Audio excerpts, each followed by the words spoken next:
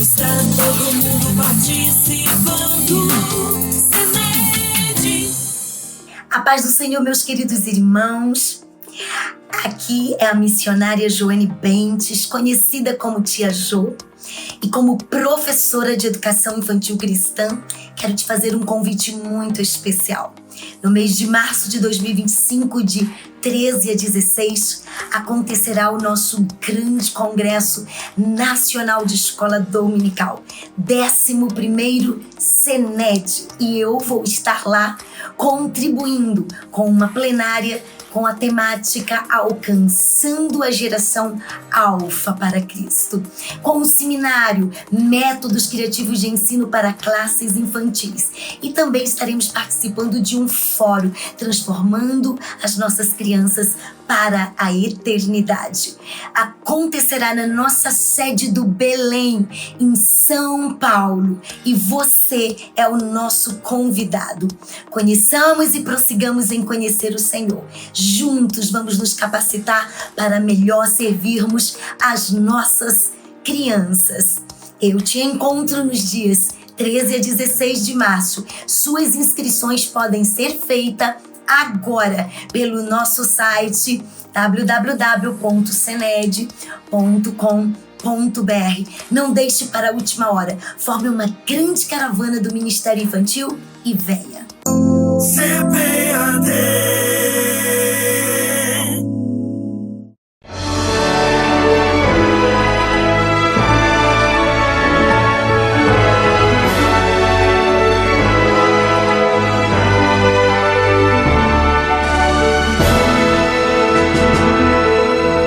Subsídios. Lições Bíblicas Adultos. Lição 6. O filho é igual com o pai. Olá pessoal, seja bem-vindo à lição 6, que tem por título O filho é igual com o pai. É a 6ª lição desse primeiro trimestre de 2025, que tem por tema Em Defesa da Fé Cristã. Esse tema é muito importante. O filho é igual com o pai, porque já vimos que o filho é humano, é Deus, é homem, e que o filho é Deus. Já vimos essas duas partes: Jesus Cristo, verdadeiro homem, Jesus Cristo, verdadeiro Deus. Agora, estamos vendo Jesus Cristo igual com o Pai. Houve muita discussão depois de Nicéia, quando se esperava ser um ponto de chegada, foi na verdade um ponto de partida, por duas razões principais. Primeiro, por causa da inserção de um termo filosófico no documento, quando fala que Jesus é consubstancial com o Pai, e o texto grego fala homoousios. Homoousios quer dizer consubstancial, mas só que não é um termo bíblico. E aí os painicenos foram criticados, foram até taxados de sabelianistas por causa disso. Então o debate continuou. E o outro ponto é que quando fala do Espírito Santo, não acrescentou nada sobre a identidade do Espírito Santo. Simplesmente falou, e cremos também no Espírito Santo. Só isso. E aí os debates continuaram. Um sobre a identidade do Espírito Santo e o outro sobre o arianismo, que o grupo se subdividiu. Então haviam os que defendiam Jesus igual, semelhante ao Pai, não igual, mas semelhante. E houve um período de 50 anos, um pouco mais de 50 anos, de discussão, até chegar ao Concílio de Constantinopla, no ano 381. Mas aí o tema já estava praticamente resolvido, porque os pais capadócios e também Atanásio, eles já tinham aprimorado a doutrina trinitariana. Agora aqui nós temos, veja, o Evangelho de João, essa introdução, essa porção do Evangelho de João é uma das mais contundentes em mostrar que o Filho é igual ao Pai.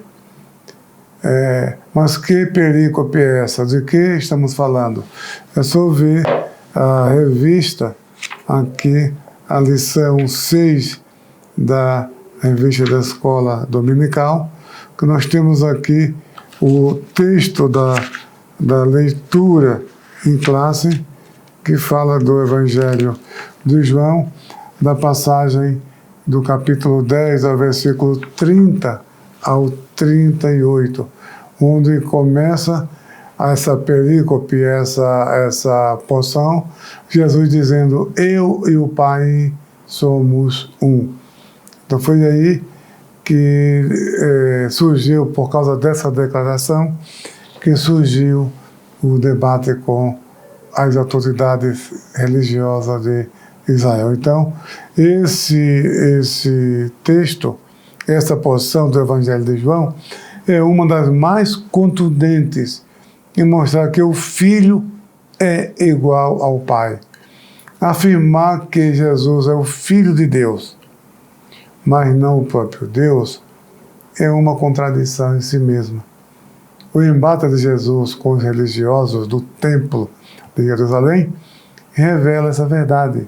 É isso que a lição, essa lição que estamos analisando, pretende mostrar e explicar com sólidos fundamentos escriturísticos. Então você, como professor, como professora, deve analisar bem esse texto, essa porção do capítulo, do versículo 30 ao versículo 38, que fala do debate, porque tem uma parte ali que Jesus disse o seguinte: eu e o Pai somos um.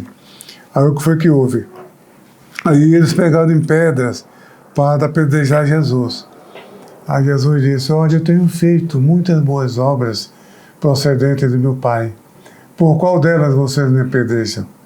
Aí eles disseram: não te apedrejamos por obra boa alguma, porque sendo tu homem, te fazes Deus a ti mesmo. Então, foi essa a resposta daqueles judeus que se opunham a Jesus nesse diálogo. Muito bem. Então, é importante ver que mais na frente Jesus disse o seguinte, olha, está na leitura. É bom que o comentário não seja simplesmente um comentário temático, mas também um comentário expositivo. Geralmente eu faço isso, eu apresento os versículos bíblicos, trazendo explicação do versículo, mas também não perder de vista a parte temática, seguindo o título da lição. Então veja aqui, deixa eu pegar o óculos só para mostrar aqui uma parte dessa parte desse texto em classe, que Jesus diz o seguinte, versículo 36, aquele a quem o Pai santificou e enviou ao mundo, vós dizeis blasfemas, porque disse, sou filho de Deus. Então essa parte P do versículo 36, porque disse, sou filho de Deus. Então essa passagem confirma e mostra que ser filho de Deus indica identidade com o Pai. E, na verdade, no pensamento judaico antigo, pensamento bíblico, filho significa identidade com o Pai. Por exemplo, no Salmo 8, quando diz assim, que é o homem mortal para que dele te lembres, e o filho do homem para que o visites. Então veja, que o homem mortal, filho do homem, está falando de identidade, está falando do ser humano. Tá? O homem mortal é um ser humano. O Filho do Homem, para que ele te lembre, o ser humano. Então, essa passagem do Salmo 8 mostra a identidade, filho como identidade do Pai. Outra passagem está em Mateus capítulo 23, quando Jesus desfere aquele discurso contra os escribas e fariseus. Aí ele tem uma passagem que ele diz assim: vocês que ornam o templo os túmulos dos profetas, e dizem, se nós fôssemos como nossos pais, jamais mataríamos os profetas. Então Jesus disse: vocês, com essas palavras, estão dizendo que são iguais aos pais de vocês. Então veja que filho indica identidade com o pai. Fala da natureza do pai. Quando Ário e os arianistas no passado diziam que Jesus é o Filho de Deus, mas não é Deus, estava falando uma contradição em si mesmo. E as testemunhas de Jeová usam esse mesmo argumento hoje. Qualquer testemunha de Jeová vai dizer: não, Jesus é o Filho de Deus, mas não é Deus. Aí até perguntam, é muito comum a testemunha de Jeová no diálogo de casa em casa, quando fazia o seu trabalho de proselitismo, perguntar para os crentes: você é casado? Você tem filho? E às vezes ele até faz assim, como se fosse uma ideia que surgiu na época, mas não é, eles são cabeça feita. Ali é produção em série, sabe? Ela não pensa por si mesma. Então ela dá aquele ar de que aquela ideia lhe ocorreu na hora, que ela tem independência de pensamento, mas não é. Aquilo ali eles são treinados para isso. Todas elas pensam da mesma forma, usam as mesmas estratégias, os mesmos argumentos. Então, quando ela faz isso, faz essa pergunta: então você é casado? Você tem filho? Então, você é seu filho? Você vai dizer: não, claro que não. Seu filho é você? Claro que não. Então, como você diz que Jesus, Filho de Deus, é Deus? Tá?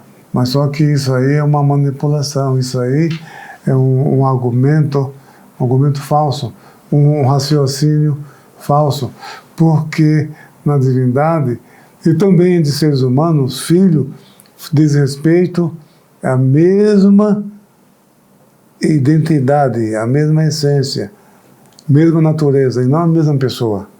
Então, Jesus é o Filho de Deus, é igual com o Pai. O Pai não tem o título de filho, nem o filho tem o título de pai, mas ambos são iguais em poder, glória e majestade. Então, importante que você saiba deixar isso muito claro, porque na lição 6, o primeiro tópico fala da doutrina bíblica da relação do filho com o pai. Veja que até agora eu tenho usado esse procedimento. Primeiro, mostrar os fundamentos bíblicos, a base bíblica daquilo que nós cremos, da doutrina cristã. Segundo, vem a heresia do subordinacionismo, que eu tenho feito. Primeiro, apresento as bases bíblicas. Segundo, os pensamentos dos contrários, das crenças inadequadas, quando elas surgiram. E o terceiro, como essas crenças inadequadas são apresentadas hoje. E aqui não é diferente. Veja, a doutrina bíblica da relação do filho com o pai. 2, a heresia do subordinacionismo. Terceiro, como o subordinacionismo se apresenta hoje. Então, o tópico primeiro, a doutrina bíblica da relação do filho com o pai. Está nessa passagem, tá? Os interlocutores de Jesus ameaçaram apedrejá-lo porque entenderam que o Senhor estava declarando sua deidade e igual com o Pai. Jesus responde aos seus opositores que consideram como blasfêmia o fato de ter lhe dito: sou filho de Deus. É isso que está na parte B do versículo 36. Quando Jesus diz: sou filho de Deus, veja que aqueles seus interlocutores não tiveram dificuldade em entender que Jesus estava reivindicando a sua deidade, sua natureza igual à natureza do Pai, igual com o Pai. Então, visto que a acusação ao Senhor Jesus não foi: não te apedrejamos por alguma obra boa, mas pela blasfêmia, porque sendo tu homem, te fazes Deus a ti mesmo. Isso está no versículo 33. Olha, nota que nesse embate, ele não disse: sou Deus, mas o que foi que ele disse? Sou filho de Deus. Então, o judeu disse: olha, nós não te apedrejamos por obra boa alguma, mas pela blasfêmia, porque você é homem e você está se fazendo Deus a si mesmo. Sim, mas o que foi que Jesus disse? Jesus disse: eu sou filho de Deus. Viu como eles entenderam que essa declaração de Jesus, sou filho de Deus, significava igual a Deus? Então, esse texto é o que eu falei na abertura dessa palestra, desse tema, dessa lição, que é o texto mais contundente, onde mostra que a doutrina bíblica da relação do filho com o pai revela sua igualdade, que o filho é Deus, é igual ao pai. Outra coisa também que nós encontramos no versículo 30, que os interlocutores de Jesus ameaçaram apedrejá-lo porque entenderam que o Senhor estava declarando a sua deidade igual com o Pai.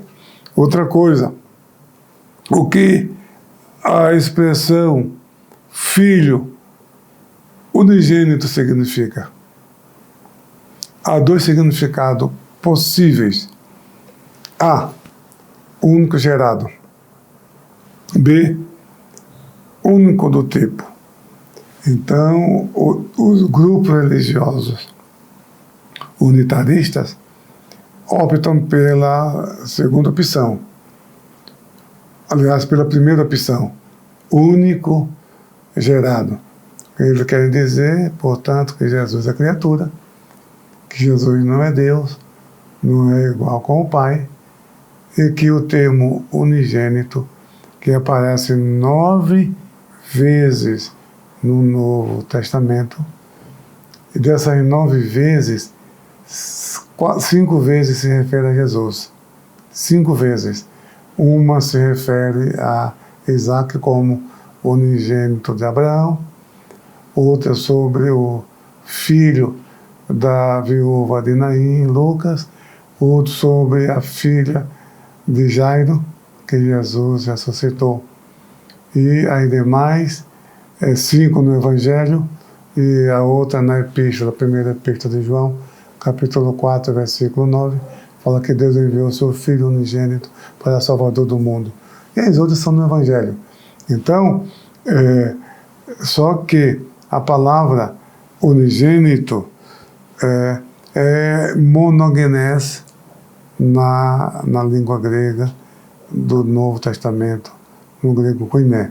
O termo grego é monogenes, veio de monos, que significa único, só, solitário, e genes, do substantivo genos, que quer dizer raça, cepo, tipo. Então, esse adjetivo aparece 9 vezes, como eu já disse, no Novo Testamento. 5 delas se referem a Jesus, nos escritos joaninos, João 1 e 14, e o Verbo se fez carne e habitou entre nós, e vimos a sua glória, como a glória do unigênito do Pai, cheio de graça e verdade. Esse aí, a segunda, nesse mesmo capítulo, versículo 18, Deus nunca foi visto por nome algum, mas o Filho unigênito que está no seio do Pai, este o fez conhecer. A Eniel falou Deus unigênito, que está no seio do Pai, o fez conhecer. E depois, no capítulo 3, o versículo 16, é o texto áudio da Bíblia, que todos vocês conhecem. Porque Deus amou o mundo de tal maneira que deu o seu Filho unigênito, para que todo aquele que nele crê não pereça, mas tenha a vida eterna. E no versículo 18, que Deus não enviou seu Filho ao mundo, mas para que condenasse o mundo, mas para que o mundo fosse salvo por ele. Quem crê nele não é condenado, mas quem não crê já está condenado, porquanto não crê no nome do unigênito Filho de Deus. Essa é a 4ª vez. E a 5ª, aquela que eu já citei, 1 João 4:9, que fala que Deus enviou seu Filho unigênito para Salvador do mundo. Então, o termo unigênito, sabe, diz respeito à mesma natureza do Pai. Um exemplo disso está na passagem de Hebreus, capítulo 11, versículo 17, porque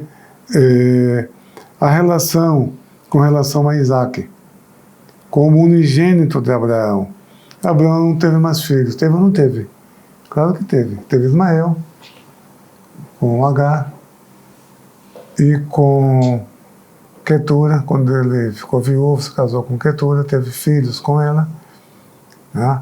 Então, Abraão teve mais filhos. Mas, no entanto, Isaac é tido como unigênito. Tá? Isaac é o único filho do mesmo tipo do pai Abraão, e não o único gerado. Então, essa passagem de Hebreus 11, 17 é significativa também para ajudar no esclarecimento do significado de monogenese. Então, monogenese significa o único do tipo, o único da mesma natureza. Muito bem. Então, à luz da Bíblia, nós temos fundamentos sólidos para confirmar a igualdade do Filho com o Pai. Muito bem. Agora vamos para o segundo tópico. O subordinacionismo. O que é isso? Veja, quem defendeu essa doutrina foi Orígenes. Orígenes foi um dos pais da igreja. Ele nasceu no ano 185 e morreu no ano 254. Foi torturado até a morte numa prisão em Tiro, na Fenícia, por amor a Cristo. Orígenes é o teólogo mais controvertido da história da igreja. Ele escreveu muita coisa. Eu acredito que uma vida toda não dá para ler o que ele escreveu. Ele tinha 7 taquígrafos que um empresário multimilionário colocou à disposição dele, 7 taquígrafos. E por onde ele andava, ensinando e pregando, tinha alguém escrevendo. Porque as obras dele não significa que ele sentou para escrever. Não, eram os ensinos, as pregações deles. Na época não tinha gravador, então os taquígrafos copiavam tudo. Ele escreveu muita coisa. Então ele defende a divindade de Jesus, defende a divindade do Espírito Santo, defende a Trindade, mas ele usa uma linguagem que fica confusa. Então, para você ter uma ideia, os arianistas que defendiam a causa de Ario na controvérsia nicena se baseavam em Orígenes, citavam Orígenes como base para sustentar sua ideia. No entanto, os contrários a Ario, os anti-arianistas, que defendiam a divindade de Jesus, a eternidade do Verbo, também citavam Orígenes. Então você vê que ele foi até considerado como herege. Depois, essa heresia dele, essa foi anulada. Porque chegaram à conclusão, primeiro porque não havia ainda uma teologia formal da igreja. Então ele não poderia ser acusado de acordo com a doutrina da igreja, que não existia ainda uma doutrina oficial. Em segundo lugar, é que nos seus escritos, muitas vezes, se você lê os princípios, o livro dele sobre os princípios, você vai ver que ele diz, tem em português, editora Paulo, de publicou isso já faz muitos anos, mais de 20 anos, que este livro já está na língua portuguesa. Você vê que muitas vezes ele fala que essa é a opinião dele, porque ele não tem explicação melhor, mas aconselho que as pessoas examinem melhor, que busquem uma explicação melhor. Então não era uma coisa dogmática. Muito bem. Então, e ele fala do subordinacionismo do filho algumas vezes, embora defenda a divindade de Jesus, mas que divindade é essa que o filho é submisso ao pai? Então, isso é uma heresia, é claro. A Bíblia não ensina isso. Jesus disse, eu e o Pai somos um. Outra vez, lá em João, no capítulo 5, versículos 17 ao 19, ele disse, o Pai trabalha até agora e eu trabalho também, se colocando igual ao Pai. Outra vez ele falou para Filipe, quem viu o Pai vê a mim. Por que pergunta, mostra-nos o Pai que nos basta? Então, há inúmeras passagens nos Evangelhos mostrando que Jesus é igual ao Pai, ele não é subordinado ao Pai. Essa subordinação existe, sim. É aí que a pessoa aplica de forma errada, é fora do contexto. O filho é subordinado ao Pai na condição de filho, e não em natureza, e não em essência. Os três se servem uns aos outros. Isso está na nossa declaração de fé. Então, o filho não é subordinado ao pai de forma de natureza, em essência, em substância. Não, mas no relacionamento, em serviço, no relacionamento intratrinitariano. Então, é esse o sentido de subordinação, e não de condição de inferioridade. O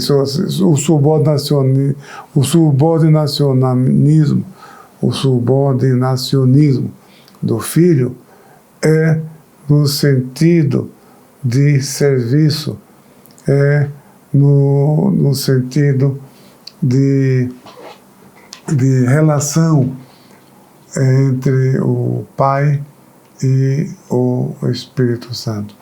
É nesse sentido. Não diz respeito à inferioridade. Não. Os três são iguais em poder, glória e majestade. Em nome do Pai, e do Filho e do Espírito Santo. Está falando de igualdade. Muito bem. Então, o terceiro ponto, o terceiro tópico, fala do que sobreviveu sobre os discípulos dos arianistas hoje. Hoje está aqui como o subordinacionismo se apresenta hoje.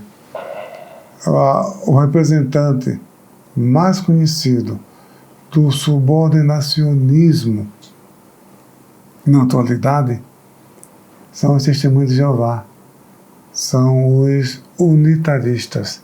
Todos os Testemunhos de Jeová conhecem de cor a passagem de João 14, 27, quando Jesus disse, o Pai é maior do que eu, e já expliquei isso, está na revista, na lição da Escola Dominical, também está no livro Em Defesa da Fé Cristã, e também na nossa declaração de fé também tem essa explicação sobre o subordinacionismo, que não fala de inferioridade, mas de serviço. Muito bem.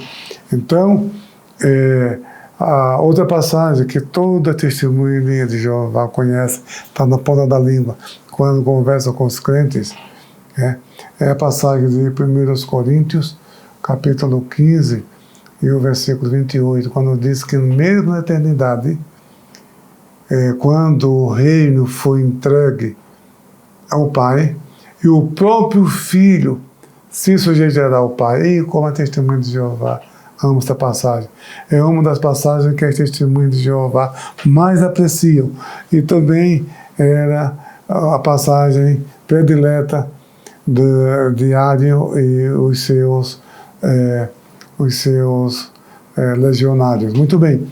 Mas, só que aí eu estou dizendo, esse subordinacionismo em relação ao serviço e não de natureza. Outra passagem que todas as testemunhas de Jeová apreciam é Colossenses 1:15, que diz o seguinte: o qual é a imagem do Deus invisível, primogênito de toda a criação. Olha aí, ele é primogênito. Não? Como que ele pode ser igual ao Pai? Então veja, essa passagem é interessante. A imagem de Deus na cultura judaica. Quem é a imagem de Deus na cultura judaica? É só dar uma olhadinha lá em Gênesis, capítulo 1, versículo 27, criou Deus o homem, a sua imagem, a imagem de Deus o criou, macho e fêmea os criou. Então, aí Paulo está dizendo que Jesus é a imagem de Deus, então é 100% humano, 100% homem. É a imagem do Deus invisível, primogênito, não primogênito de Deus, primogênito de toda a criação. Tem diferença. E o que significa primogênito de toda a criação? O próprio apóstolo se encarregou de explicar o significado do termo primogênito. Primeiro ele vem com o versículo 16, mostrando que Jesus é o Criador, né? Porque nele foram criadas todas as coisas, que há nos céus e na terra, visíveis e invisíveis, sejam tronos, sejam principados, sejam dominações, sejam potestades. Foi tudo criado por ele e para ele. Então está mostrando aqui que Jesus é o Criador de todas as coisas, no céu e na terra, visíveis e invisíveis. Muito bem. Aí no versículo 17 diz: ele é antes de todas as coisas. Todas as coisas subsistem por ele. Logo, ele não é criatura. Ele é antes de todas as coisas, é um ser à parte. É aquilo que eu já mencionei.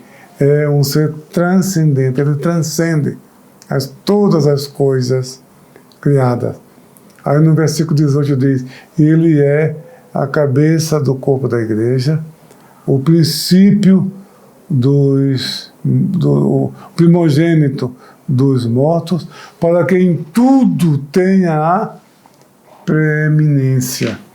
Então, primogênito, lá do versículo 15, significa o preeminente, aquele que tem primazia, aquele que é criador de todas as coisas e sustenta todas as coisas pela palavra do seu poder. Então, primogênito aí diz respeito à posição de prioridade, de preeminência que ele exerce sobre todas as coisas criadas no céu e na terra, visíveis e invisíveis. Então é isso que a testemunha de Jeová está usando para dizer que Jesus não é igual com o Pai. Estão equivocados, muito equivocados. E aqui eu finalizo com essa explicação. Poderia citar outras passagens, mas algumas que mostram que a interpretação, a hermenêutica dele é baseada numa exegese ruim. Eles primeiro inventaram a sua doutrina e ficam pensando as escrituras aqui e acolá para dar consistência à sua doutrina. Portanto, meu irmão, portanto, minha irmã, você que é professor, você que é professora, procure ensinar isso com muita clareza para os seus alunos e as suas alunas da escola dominical. Deus te abençoe.